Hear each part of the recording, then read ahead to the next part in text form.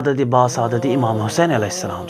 سُے امام حسین علیہ السلام یم نوکے نیزس پٮ۪ٹھ تلاوت کٔر أسۍ چھِ مرثین منٛز تہِ پران مگر سانٮ۪ن یِمن محفلن منٛز چھِنہٕ قرآنٕچ تلاوت گژھان کِہیٖنۍ افسوٗس چھُ مےٚ گژھان تِمن تنظیٖمن پٮ۪ٹھ یِم زن بٔڑۍ بٔڑۍ پوسٹر چھِ بناوان مگر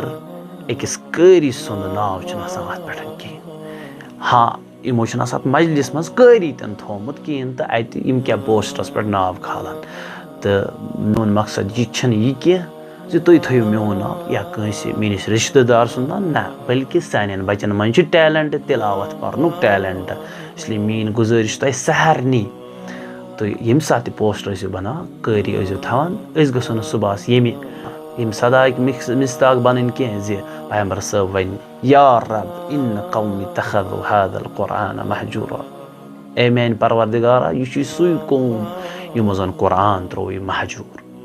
مےٚ چھِ اُمید زِ ییٚلہِ تہِ تُہۍ پوسٹر بنٲیِو تِمن پوسٹرن پٮ۪ٹھ گژھِ قٲری سُنٛد ناو آسُن ضروٗری التماس دعا